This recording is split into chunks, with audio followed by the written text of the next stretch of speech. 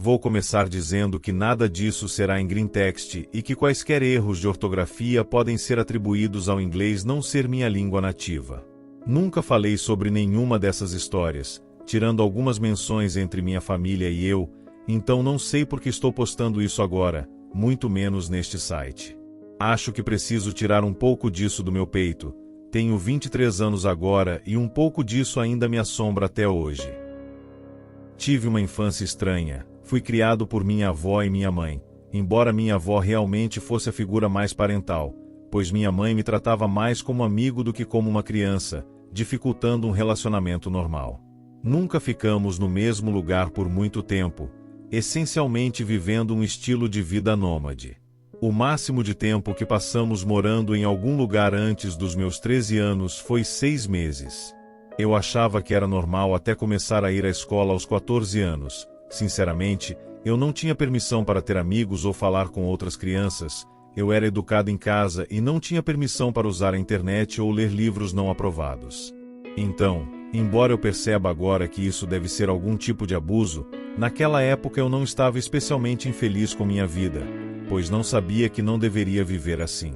Pense nisso como ser um mormon sem uma comunidade, se preferir. Agora, com o distanciamento que os anos lançaram sobre aquele tempo, percebo que pode ser menos sobre fanatismo religioso e mais sobre os eventos estranhos que continuaram acontecendo ao longo dos anos. A primeira história que consigo lembrar pessoalmente é o que chamarei de Incidente da Raposa Raivosa. Lembro claramente até agora, como se o medo que senti naquela época tivesse deixado uma marca permanente na minha cabeça. Naquela época, a gente estava morando em uma casa em Londres por uns 3 meses, e acabamos ficando naquela casa por 6 meses no total, o maior tempo que já ficamos em um único lugar, ou uma cidade, na verdade, em todos os meus anos de infância. Talvez porque minha avó realmente era proprietária da casa, e minha mãe tinha crescido lá, o que será relevante mais tarde nas histórias.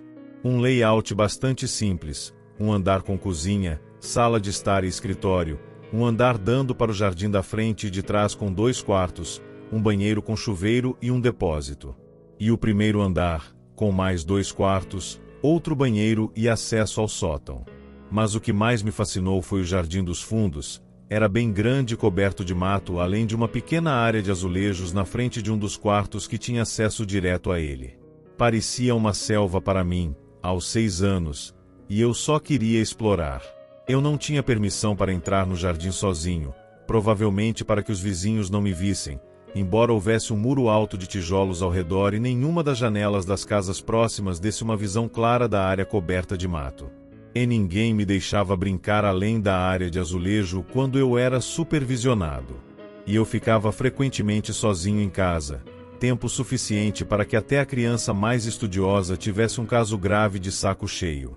Então, em uma tarde ensolarada, quando eu tinha certeza de que ninguém voltaria até a noite, eu simplesmente deslizei para fora da porta e corri alegremente em direção ao ar livre. Eu me diverti muito esmagando caracóis e chutando estátuas velhas do jardim por cerca de 1 hora antes de me cansar disso, e fiquei ao lado do velho bebedouro de pássaros, agora coberto de era. Havia uma toca de raposa na minha linha de visão, mas eu estava parcialmente escondido por alguns arbustos, e eu já tinha visto a raposa que vivia lá pela janela antes. Ela tinha 2 filhotes, e fascinado pela natureza como eu era, esperava poder ver se eu ficasse quieto e parado o suficiente.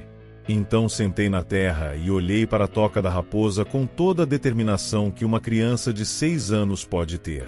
Eventualmente, talvez desgastado pela animação e pelo subsequente tédio, peguei no sono. Quando abro os olhos de novo, está muito mais frio lá fora, e o sol está começando a se pôr.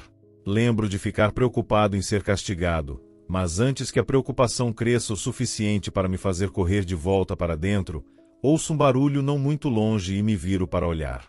Com certeza, há uma raposa sentada perto da entrada da toca, de costas para mim. Nenhum filhote à vista, mas ela está muito perto de mim, talvez a 2 ou 3 metros de distância, e estou tão surpreso com a proximidade que fico em silêncio e imóvel. Ela está movendo a cabeça em movimentos bruscos, mas não penso muito sobre isso. Pensei que talvez ela estivesse se limpando. Mas então, lentamente e com o que parece ser um grande esforço, a raposa se levanta e começa a se virar para mim.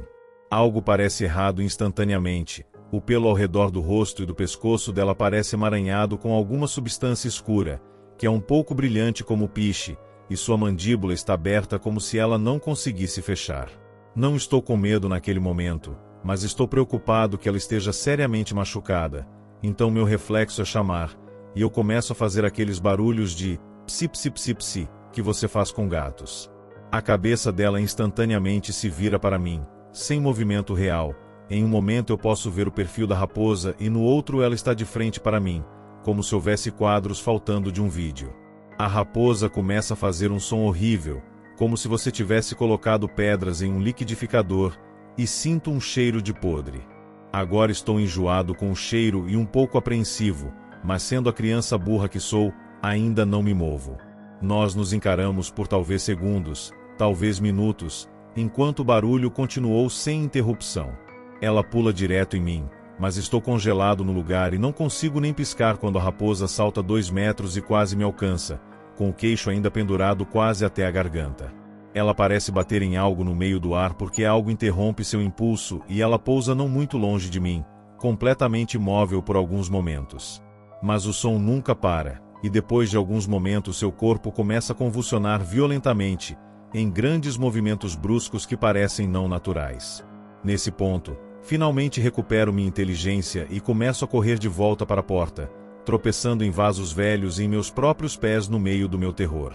Chego à porta e volto para dentro com segurança, mas lembro que o som parou assim que cheguei à área aberta do jardim.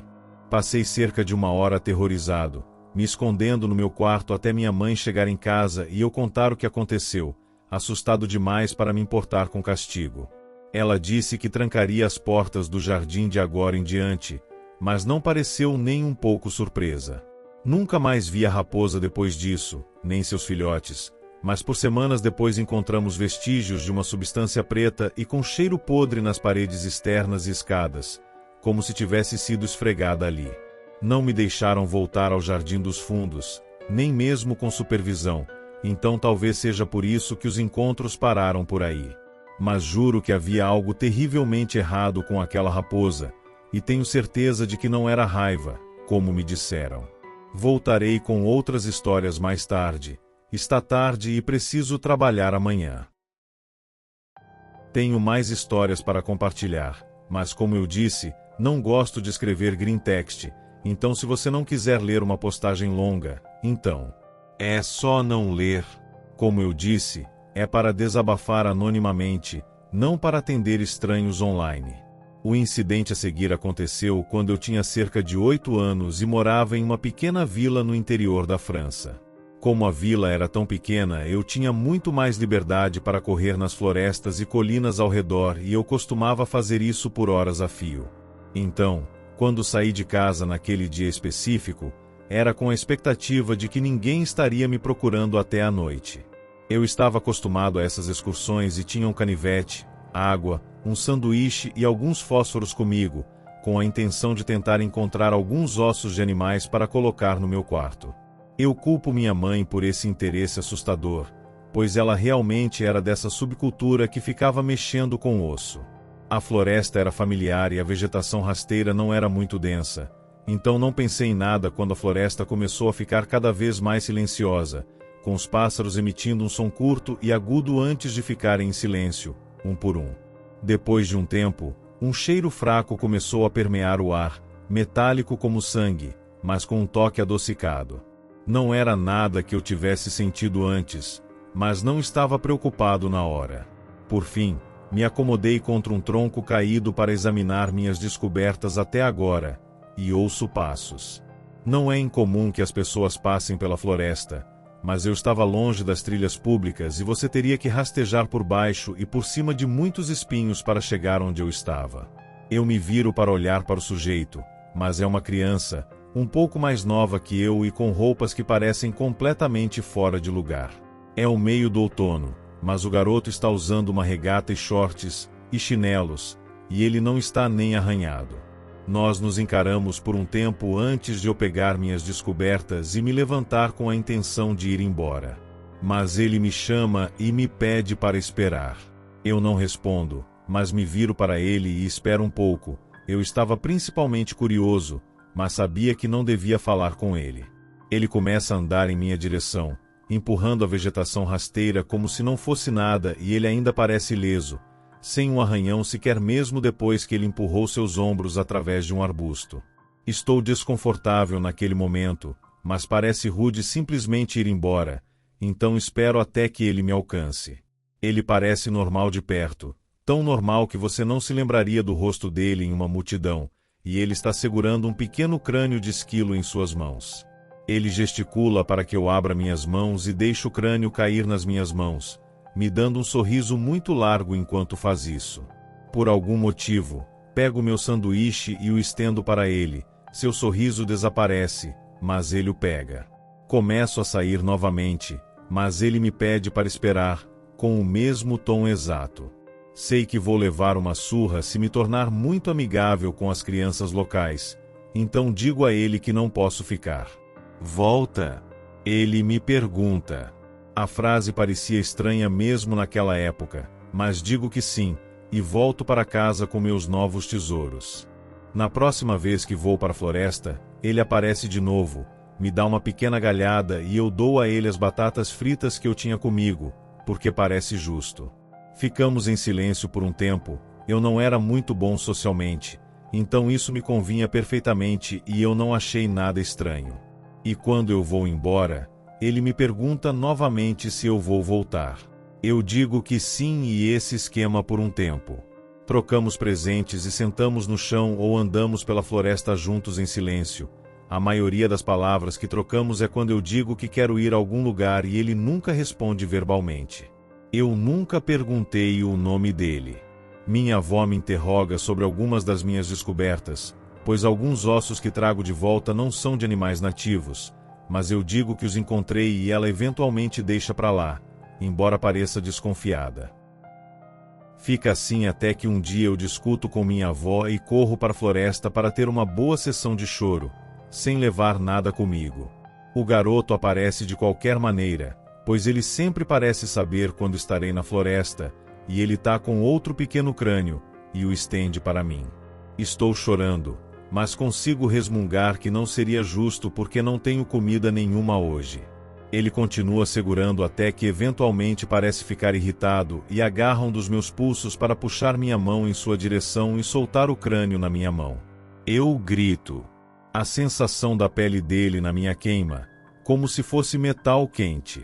Ele franze a testa. A expressão parece estranha em seu rosto porque apenas sua testa realmente se move. O resto de seu rosto é como uma máscara. Nós dois nos encaramos em silêncio até que eu agarro meu pulso com outro grito de dor, vendo ele ficando vermelho. E pela primeira vez o garoto sai primeiro, empurrando os arbustos com a mesma confiança de antes. Vou para casa e mostro meu machucado para minha mãe, que começa a passar um pouco de creme antes de eu dizer a ela que um garoto me machucou, e ela de repente fica parada. Ela me pergunta se eu fiz um amigo e não contei para ela, e eu digo que ele não poderia ser um amigo porque a gente não conversava, mas que fizemos trocas. Depois de mais algumas perguntas, ela parece desistir, mas coloca ervas secas nas bandagens, o que eu acho estranho. Saímos 2 dias depois com pressa, e eles me fazem deixar todos os meus presentes no jardim, não importa o quanto eu tente argumentar.